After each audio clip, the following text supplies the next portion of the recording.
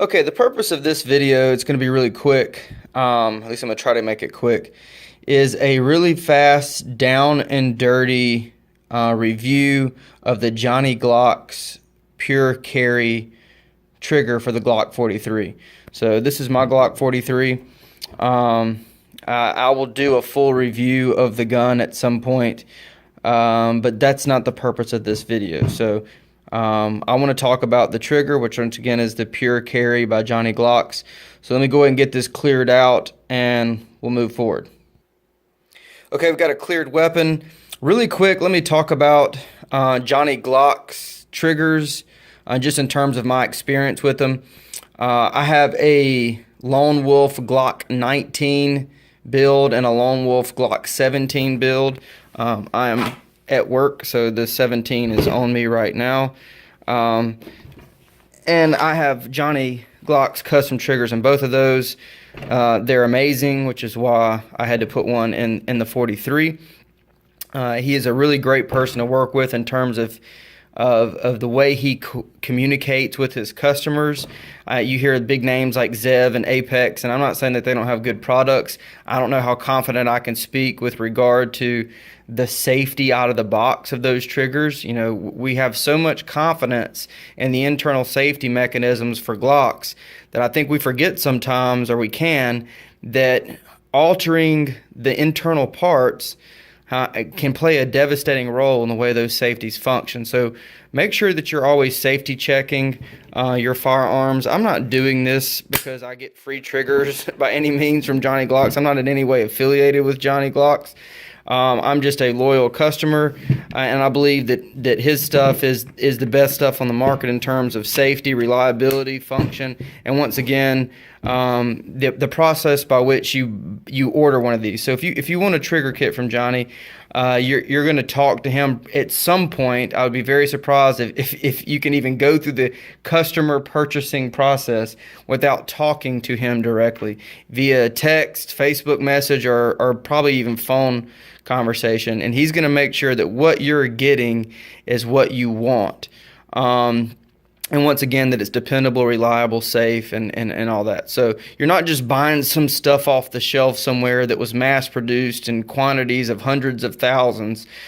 He's really taken time. It's an art. What he's doing is an art. He is a tradesman, and what he is doing is art. So if you haven't gotten a trigger kit from Johnny Glocks, and you're the kind of person who has a million Glocks, and you're doing yourself a disservice to not at least get one from him, to go through the process and really get what you want from the artist, if you will. So anyway, let's get to the 43. His Pure Carry is a drop-in, like many of his kits, or most of his kits are just drop-in kits. He's doing as much of the fine-tuning as he can. In his shop, the two larger guns I have are both Lone Wolf builds, so he's mocking these triggers up in Lone Wolf frames at his shop to make sure that everything is as it should be. Now, any kind of factory-produced weapon, be it Lone Wolf or OEM Glock frame and uppers, you know, there's going to be a spectrum of tolerances. So what he mocks it up in at his shop may be a little bit different on the spectrum than what you have in your hand. So you may do some fine-tune adjustments, but for this 43, I put it in right in, dropped it in with the 4.5 pound striker spring, and it was perfect. I mean, it's exactly what I wanted. It cleaned up all the pre-travel, cleaned up the over-travel, nice, crisp, relatively lightweight break, for a pocket gun, if you will, an appendix carry gun is how I carry this one. An EDC weapon. You don't want it to be too ridiculous with the trigger weights and pre-travels and all that stuff, especially if you aren't extremely competent in your application of the 4 cardinal safety rules. But I won't get off on that. So dropped it in. Everything looks good to go. So here's what I'm going to do in this video. I'm going to do a few things. One, I've taken this over to my armory and pulled the bullet and powder out of this 9mm case. I'm going to put this 9mm case loaded in the chamber and I'm going to drop the gun. Maybe you don't want to drop your gun, and there's other ways to check the safety, but let's go ahead and give this the SIG 320 test, and let's drop this gun with a bunch of different angles with a live primer, and we'll hear a pop if this thing fails from a safety perspective. And then I'm going to take the gun, I'm going to go over to the range next door in my building, and I'm going to shoot a full magazine with accuracy being the goal. And then I'm going to run a few rounds at defensive paces, okay? The kind of splits, where we want to be about, between a .17 and a .25, the law enforcement standard for your splits in real combat's a 1/4 second split. I feel like we can get under that 2/10 reliably if we practice. So I want my defensive splits to be under a 2/10 second split. So we'll run some splits around that speed and just see how everything functions with the Johnny Glocks kit in it. And then stay tuned in the future for more discussions about the other pieces and parts that are on this weapon. Okay, so let's make it happen. Okay, I've loaded up that case with the live primer. There's nothing else in the magazine. There's no projectile in the weapon. I'm alone in a room with safety glasses on and a basement. So this is a safe environment to do this in. I'm not telling you that I recommend you doing this at your house or your place of business, but I'm confident in the safety by which I'm doing this. And so I'm going to drop the weapon at a few different angles. I'm probably dropping it from about 3 feet, 3.5 feet of height there. I don't know what the drop test standard is for Glock, but I do know that I got an expensive flashlight on this gun, and I'd rather not break it if possible. So just to do a test that I know the gun's going to pass. So let's go ahead and start about 3 feet off the ground here. Give you an index point. This is a pretty tall table, and I'm higher than the table. Bob, the bad guy over here, is observing, and let's just go ahead and drop it at the dreaded SIG 320 angle. No primer strikes. Let's drop it level. Let's drop it straight back. Let's stomp on it. Okay, that was just for comedy's sake. I think you get the point, okay? The gun's not going to go off. He's done his due diligence to make sure that he's adjusting these triggers and components in a way that is not compromising the safety. And I dare you, if you're a fanboy of one of these big-name Glock aftermarket manufacturers, to do a little bit of research with whatever name you buy into and safety and watch them fail. I'm not saying they all will, but I'm saying a lot of them do. So be careful out there. You're trusting your life to this weapon. You don't want your gun fighting you while you fight someone else. Okay? And none of these internal safeties are intended to replace or mitigate the need for you to do what you're supposed to do. Finger straighten off the trigger, point the weapon in a safe direction, know your target of what's beyond it. Okay, all these kind of things, all right? Treat every weapon like it's loaded. So these things are still incumbent on you. But you can do all these things and in the real world have a big problem if the parts of your gun that are intended to keep the weapon mechanically safe aren't functioning. So obviously Johnny's done his due diligence there. Let's take this gun over, load it up, shoot some stuff on the range, and then we'll close this up. Okay, we've transitioned over to the range. I have not unloaded the case with the live primer in it.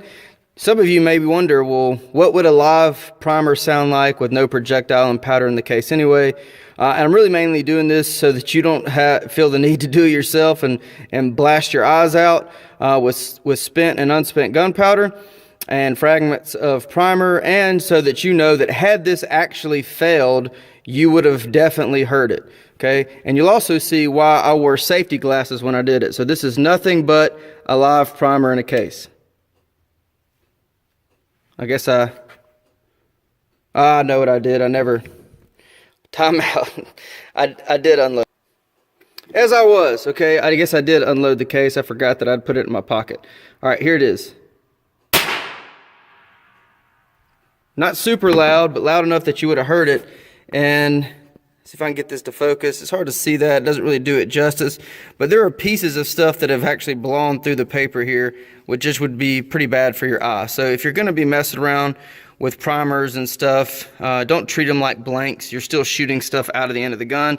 Let's move over here to a clean range lane, and I'm going to go ahead and load up some rounds. We'll shoot a full mag for accuracy, and then we'll shoot some speed stuff and just get an idea how the trigger's running in the 43. I got the target out there at 5 yards. I got a full weapon, so with my +2 base, that is 9 rounds, 8 in the mag, 1 in the chamber. I'm just going to shoot a 9-round group, high center mass, just so we can, you know, see the gun fire, or I guess you're really watching the target as the gun fires, and just kind of get a feel for this trigger. I just installed it in my hand in my office upstairs, so I want to get a feel for the trigger, sort of just dry firing it, so that when I run this defensive split group here in a minute, I've had some trigger time on with this reset and over travel, pre-travel, and all this kind of stuff. So without further ado, 2 hands, isosceles stance,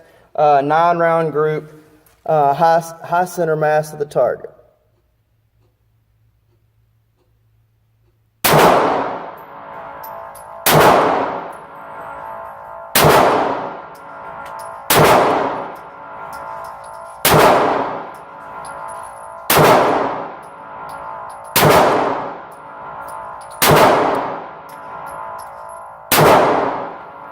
Okay, 9 rounds. Let's bring the target back. Get the zoom right. Okay. All right, so 9-round group. Pretty comfortable with that. You know, thumb size group for 9 rounds out of a little pocket pistol. So I'm gonna pasty that up. We'll run the target back out to 5 yards, and I'll run a 5-round group at a defensive split speed. My goal will be to keep my splits in between 0.15 and a 0.20, 0.20 being, pretty slow for me. Law enforcement standard for splits is a 1/4 second, but I think that we can get better than that if we practice. But this will be the first time I'm running this gun at pace with this trigger kit in it, so y'all be a little forgiving if I'm not running it super duper fast yet without some trigger time and practice. So give me a second to pace up the target, and I'll jump back on here. Okay, we got the target, pace it back up, back out at 5 yards.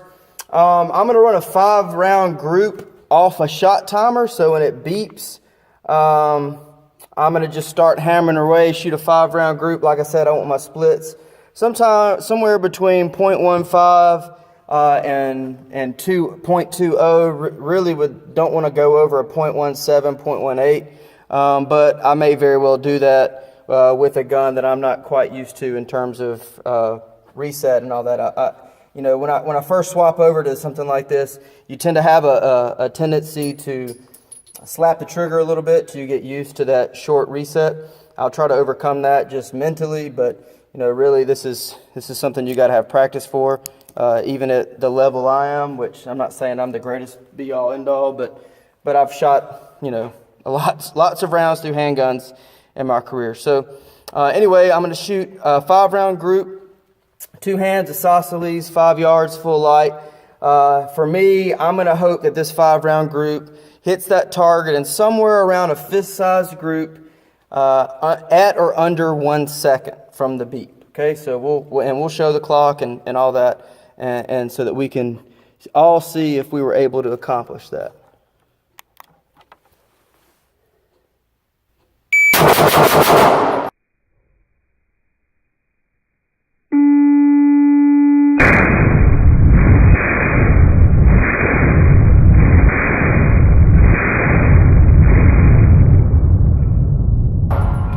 Okay, 5 rounds. Let's look at the clock first. Get it to focus. Okay, so 5 rounds at a 0.92. So luckily we were under that total time of a second. Let's go ahead and review each one of the shots, okay? Sorry, I'm getting it focused here. High speed production here with this cell phone. Okay, there we go. Got it fairly focused. Maybe I can change my lighting a little bit.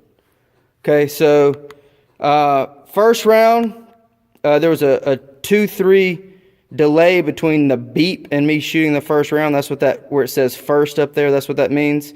So that was the split for the first shot. Roll over to the second shot. There we go. .19 split there at the top. So just like I anticipated, slapping the trigger a little bit, shooting that slow spit, especially on the first one. I would assume I probably adjusted a little bit, but it's kind of hard to tell in that amount of time. Rolled to the third shot, and sure enough, back down to a .16 split, not slapping the trigger like I was on that first one. Fourth shot, back up to a .19. Must have slapped the trigger a little bit there, and then a .15 for the last shot, which is where I tend to be normally. Not the most consistent string of splits, but 5 shots at a .92 on the clock. And we'll roll this. Let me get the zoom right and focus and all that, and let's bring this back in. Okay. At one point, I must have dropped, jerked the trigger, or not jerked the trigger, but I'm obviously jerking the trigger shooting at this pace, but probably on one of those trigger slaps, anticipated the recoil, so have a little flyer here. But the other 4 are well under a fist size group, high center mass, neck area, face area, if you will, trying to give myself something small to point at, to kind of see where I'm hanging. So everything right where I wanted it to be, short of the one that dropped a little bit. But all in all, very, very happy with the Johnny Glocks trigger, and I hope that this video kind of shows you why you would be happy with one as well. Don't hesitate to find him on Facebook or YouTube, and step your Glock game up.